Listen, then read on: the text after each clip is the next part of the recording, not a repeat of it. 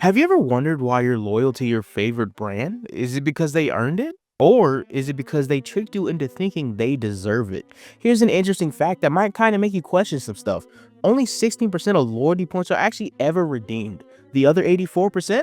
That's free money for the company. But it gets worse, right? Brand loyalty doesn't just cost you points, unfortunately. It costs you choice, money, and sometimes even your self respect to some degree.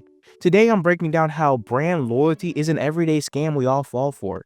And if you stick with me, I'll show you how to break free without feeling like you betrayed your favorite Applebee's, Starbucks, Apple products, or whatever else you feel like you're hooked on. Oh, also, don't worry. This isn't all just doom and gloom. There are some perks to being loyal, and I'll show you when it actually pays off.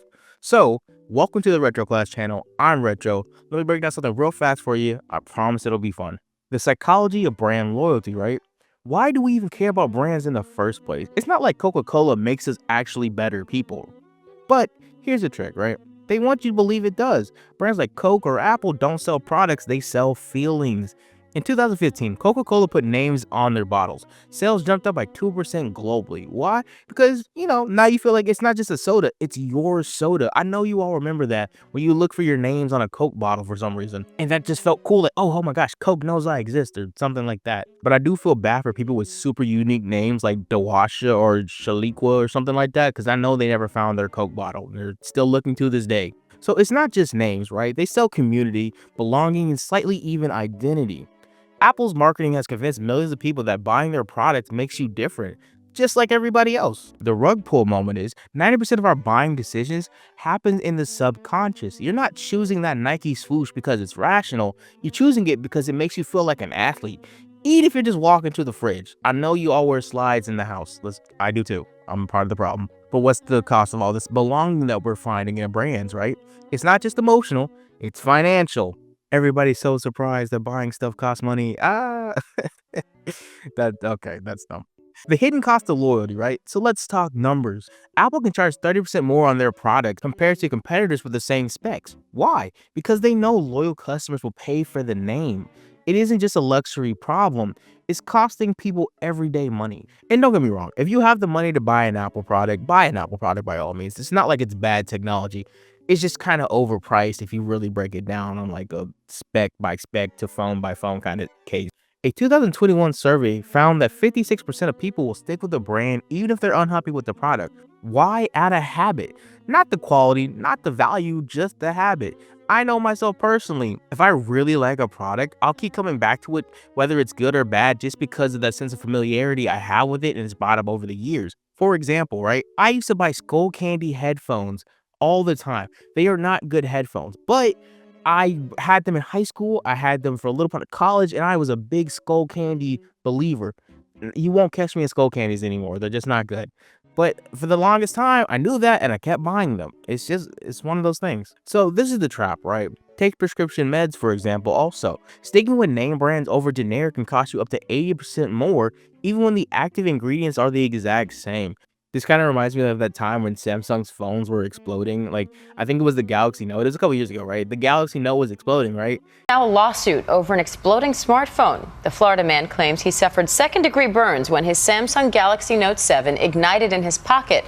It's believed to be the first such lawsuit in this country.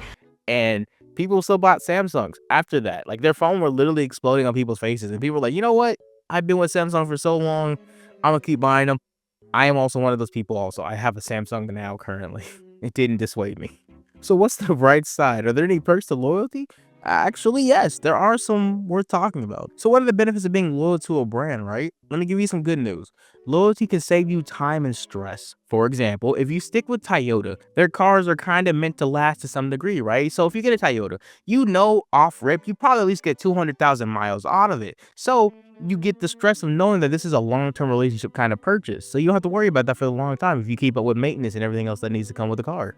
Or take Starbucks. Their rewards program might be a hustle, honestly, but customers get free drinks, discounts, and early access to menu items. It's not nothing, at least. And on an even better note, let's not forget mission-driven brands, right? For example, some brands align with eco-conscious values, right? So you're not just supporting fast fashion or fast products, you're supporting people that want to make stuff that lasts and is good for the environment. So you feel good by supporting them. But I don't want you to get too comfortable now because It's ooh, it's still not great because loyalty programs, that's a whole different scam. So let me pull back the curtains on how companies turn loyalty into a money-making machine. You ever notice how loyalty programs are designed to feel like you're winning? Let me cut to the end of the movie. Spoilers, you're not. As I said earlier, right, only 16% of loyalty points actually ever get redeemed each year. In the airline alone, right, there's $3 billion of unused points. If it was me, I'd use those points all the time. I say hyperbolically because I don't fly because I'm afraid of heights. But if I did fly, I would be using my points. That's $3 billion just sitting somewhere, which is crazy. Not to mention those points, right? They're worth less every year. Airline devalues miles up to 20%, meaning you have to fly more, spend more just to get that free trip. It gets worse. Brands use expiration dates to force you to spend. 45% of people in one study admit that buying things they don't even need just to keep their points from expiring. In all honesty, right? Hats off to the people that came up with this. It's a brilliant scam. Like, I say this all the time as someone who wants to work in marketing to some degree. FOMO is a crazy driver for just monetary gain. It's insane how much people will buy something when they think they can't have it anymore or it's a limited stock or anything like that. So it turns out the more loyal you are, the easier it is to scam you with these kind of business practices. So how do you fight back, right? It starts by breaking free from the illusion of loyalty. These brands have never paid your bills, just saying. So how do you break free from brand loyalty? Here's the thing. You don't owe these brands anything. I literally just said it, but these brands don't pay your bills, don't pay for your next meal, and they won't give you a meal. Oh, I'm sorry. That bad. Oof. I know I wrote this, but saying it out loud felt really bad. Okay, back to it. Switching to generic or lesser known brands can help you save around an average of 30%, and studies show that most people are just as satisfied, if not more, when making the switch. You want proof? Try comparing store brand cereal to name brand cereal. Same sugar rush, fewer dollars. Tools like Honey or Camel help track prices so you know when you're getting a deal, not just a flashy logo. But the best strategy? Focus on what you actually need, not what the brand wants you to think you need. I know that sounds kind of weird, but just, hear me out. It's fun. You've gotten this far. Also, by the way, this doesn't mean you have to ditch being loyal altogether, right? Stick with the brands that align with what your values are and consistently deliver really good quality products. Just don't let them turn your trust into the next part of their own hustle to get free money from you practically. You deserve quality products because you're putting your hard-earned money into something. So if it doesn't respect your money or your values, don't give it your loyalty. So in conclusion, right? Brand loyalty, is it worth it? Sometimes, yes. But most of the time, it's a well-dressed scam. A way for companies to milk your wallets while making you feel good about it, which is insane if you say it like that. So here's the real question. Are you loyal to your brands or are you just loyal to yourself? Because at the end of the day, loyalty shouldn't cost your freedom of choice. It should cost nothing. Loyalty is earned, not paid for. So thanks for watching me if you got this far. Like and subscribe and all the other fun stuff. And I'll see you in the next video. Hopefully you'll like it. So guys, like I like to do at the end of all these videos, ramble. So the reason for this video was I need a new phone, right? My old Samsung is kind of outdated by a couple generations. And I was talking to my cousin about it. And he said, oh yeah, I got my phone from this one spot. And I'm like, oh, cool. And he's like, oh, I'm an Apple guy now. And I was like, dang, I'm not an Apple guy. Because I do all my other work on Apple products and I don't like Apple products personally. But it's like, man, why am I so loyal to Samsung where I just turned down iPhones off rip? So it was weird. So I just wanted to talk about that because once again, Samsung has really never done anything to kind of earn that loyalty from me, but I just kind of like their products, so I'm sticking with them. And I know obviously Samsung is better than Apple products. Like, if we're being honest, I'm gonna draw that line in the sand.